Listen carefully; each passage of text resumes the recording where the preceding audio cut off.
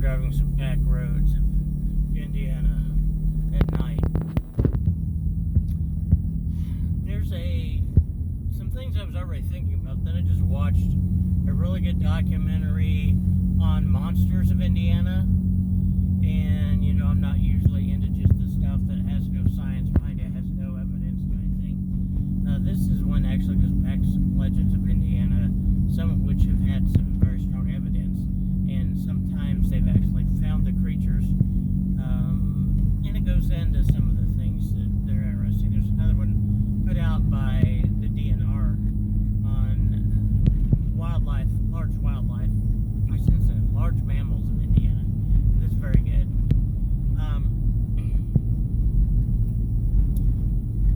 I'll just talk about some stuff here for a little bit. When my grandpa, my mom's side, was a farmer, and he spent a lot of time in the woods, and he hunted and all that kind of things. I'm not personally into that myself, but I'm into nature. He hunted and everything, and was around animals, had a very good working knowledge of animals.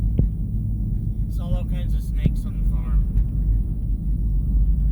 This is back before a lot of the wildlife habitat was extirpated, the 1930s, 40s, 50s, etc.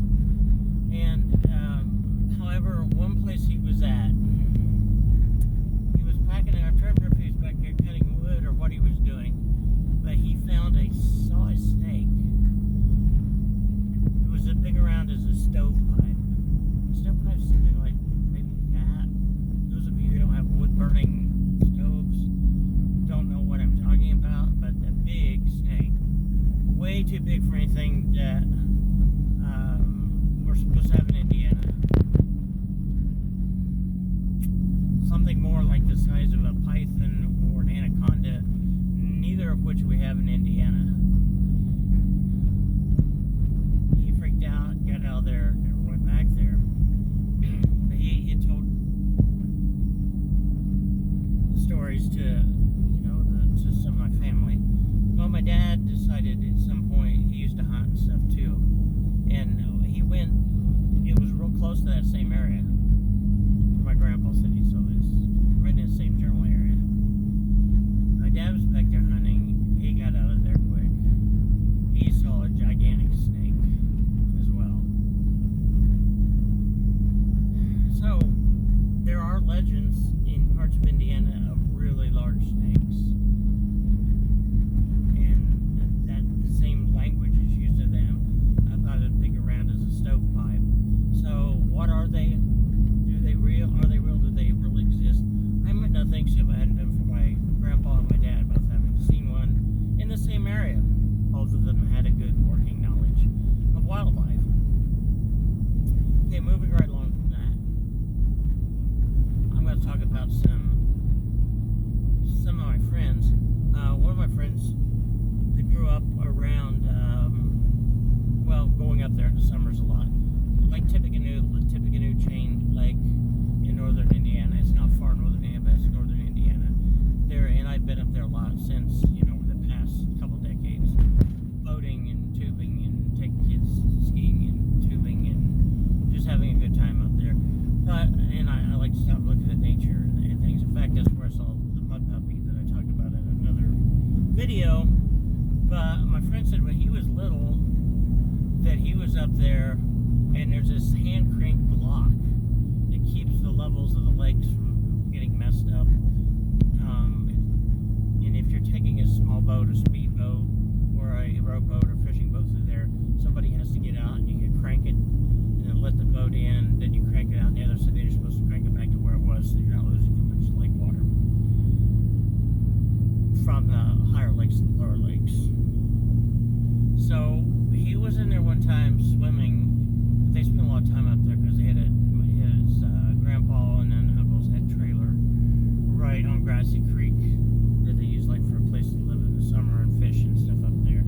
And they were playing and swimming. In July the 4th, they'd go there and they'd crank it for fishermen and boaters so they didn't have to get out, and they'd give them money tips and stuff. But they was up there, him and his cousins, swimming in that lock because when it's not being moved, there's a good deep pool of water, not like horribly deep, but deep enough it's a nice little swimming hole. turtle, he said the size of a tabletop. At least, yay big. Snapping turtle. Flopped in, the water's running over slowly from one lake into the Grassy Creek. It came over into the lock, went down, splashed all over the place, went down under where they were swimming, and they did not take long getting out of there.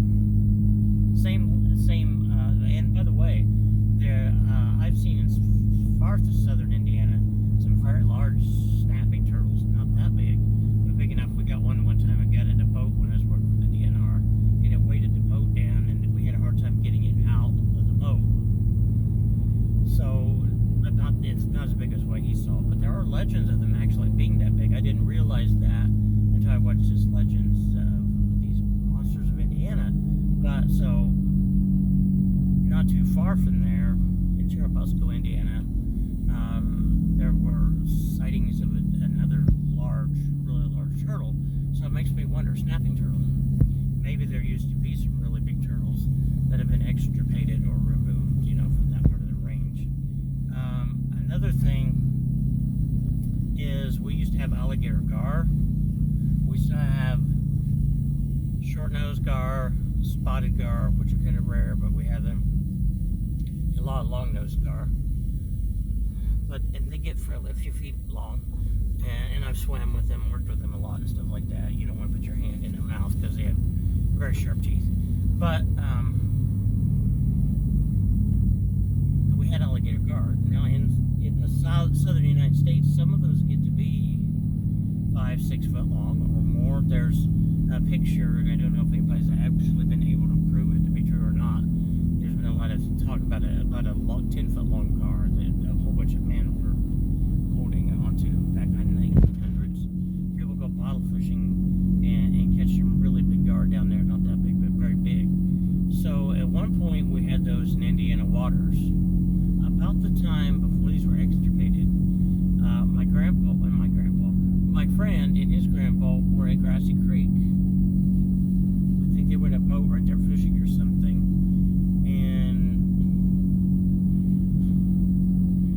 his grandpa said, my friend, very quietly look there. And he looked down the water and he saw what he thought was a really big log underwater, because you see that underwater. And then he realized that it had fins that were slowly moving.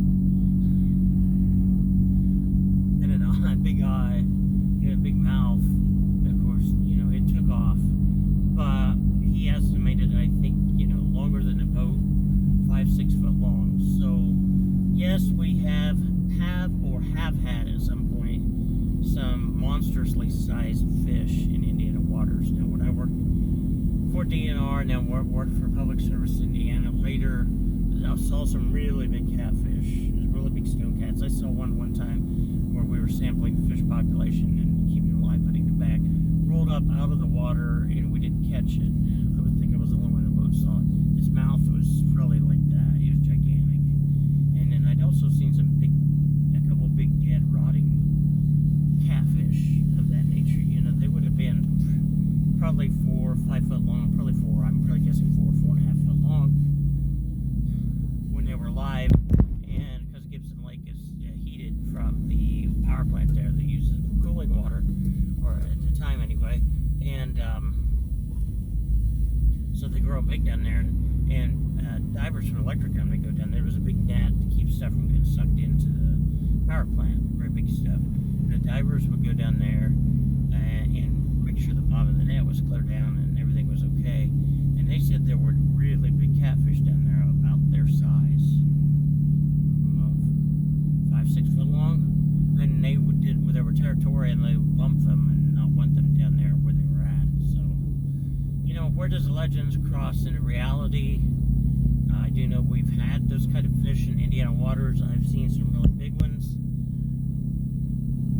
No other eyewitnesses, and there have been other eyewitnesses who've seen them. I'm not even going to go into this video into just briefly mentioning it.